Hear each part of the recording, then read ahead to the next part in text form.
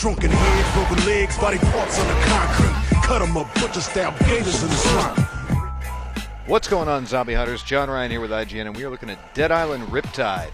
Now, a lot of you may already be familiar with this skull-crunching, fetch-questing zombie RPG, but for those of you who may be new to the game, here are 5 tips to help get you up and running through the hordes of the undead. Now, first thing you're going to have to do is decide which of our 5 unlikely heroes you want to take up arms as. Now, they're the same 4 characters from the first game, Logan, Xian Mei, Purna, and Xian Mei, as well as one new character, John Morgan.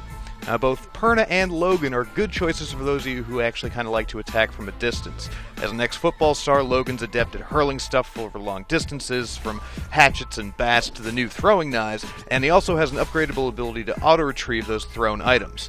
Purna, on the other hand, is best suited with a gun, and as a bonus, she gains some serious boosts to her critical hit chances and damages with firearms, and she can also carry double the amount of ammunition of anybody else in the group. Her Fury mode also unleashes infinite ammo and automatically targets any enemy within range. It's pretty sweet. Yeah, like a vampire without warning. Now, if you like to get a little bit more up close and personal, then you probably want to try one of the other 3 characters. Xian Mei gains bonuses for using blunt 2-handed weapons, which you'll honestly likely find more plentiful than firearms or blades, and eventually he gets the ability to regenerate his entire health bar. Now, if you prefer more quiet but deadly approaches, want to give Xian Mei a go. While she might be weaker than most, especially against, higher level enemies, she can learn to sneak around the infected with her Spectre skill and perform stealthy backstab attacks on unsuspecting enemies. Now then, of course, there's the new guy. Now, I've been playing as the new Brawler class, this guy John Morgan, and I'm actually having a lot of fun with it. He gets bonuses for using hand-to-hand and one-handed weapons, and with the claws equipped, it's really hard not to feel like Wolverine. He can also upgrade his abilities to regain health from critical strikes, which happen a lot when you're using hand-to-hand weapons. Plus, he's probably got one of the best melee attacks in the game, the Big Boot.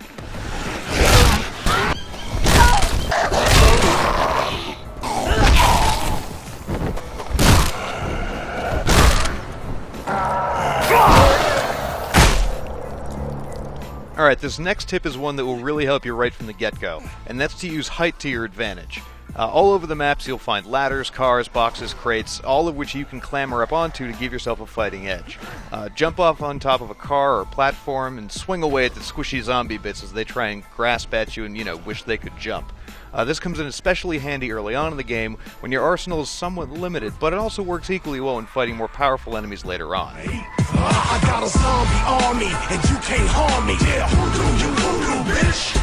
Drink blood like a vampire without warning. Hoodoo, bitch. Stand up. Sam B got the thing that go bump in the night. Whoa, hoodoo, bitch. Hide your kids, grab your wife, better get out of sight. Third, figure out what you're good at. Not like you in real life. I mean, when the zombies come, it won't matter how good you are at drawing cats or writing angsty poetry about your feelings. I mean, build your skills in-game suited to your character's natural abilities. For example, if you're playing as John, his specialty is hand-to-hand combat, which means unlike someone, like Purna, you'll be doing a lot of close-range melee attacks. So upgrade his proficiency with one-handed or close-quarters weapons. Make it so you can regenerate health quicker or use less stamina when punching and kicking zombies to death. The stronger you are in the earlier hours of the game, the easier it will be to level up faster later on. This next one is actually a pretty simple one. Just pay attention to the rarity of the items that you're picking up. This will save you a fair amount of cash on weapons repairs, especially early on in the game. Basically, how it works is this. Each weapon is assigned a value based on how rare it is, and whatever color it appears as in your inventory dictates how much it's worth. The list from top to bottom goes gold, purple, blue, green, white. You might notice some gray in there once in a while, but that only means it's well below your current level. So the rarer the item, the more money it'll cost you to repair.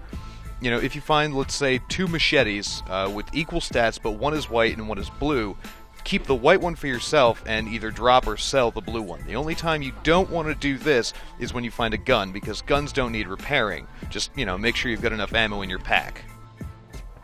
Finally, and this one can be more of an experiment for you than anything else, but try out fighting in both digital and analog modes. Essentially, the difference between them is that in digital mode, your attacks will be random swats and swipes and swings with whatever melee weapon you happen to be using. And, if you let the reticle hover over a certain weak point like the head or the arms, you'll be more likely to strike there. But by using the analog mode, you'll enter a combat stance and be able to control the direction of your attacks. And this works best with bladed or blunt weapons, but that doesn't mean that Xian Mei or Xian Mei are the only characters who can use this tool effectively.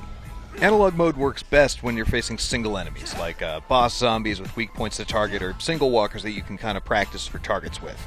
Now, when in a combat stance, your character locks onto whatever target is closest to you, so trying to face down a horde of 5 or 6 enemies usually won't end well. However, if you remember all the way back up to the second tip I gave you, if you find yourself perched above a group of monsters, you can gain extra experience by using analog mode to target specific body parts before killing them. For example, as opposed to just punching them to death, you'll get more XP for, say, breaking their arms before delivering a fatal blow.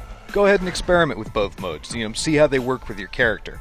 But for instance, since I'm playing with John and focus mostly on fast hand-to-hand strikes, I'll probably stick to digital.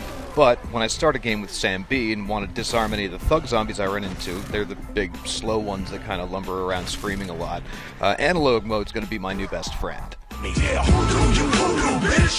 So that should be enough to get you up and running, either straight into the hordes of the undead or screaming off down the beach like a little girl. So for more on Dead Island Riptide and all your zombie hunting needs, keep it locked right here on IGN.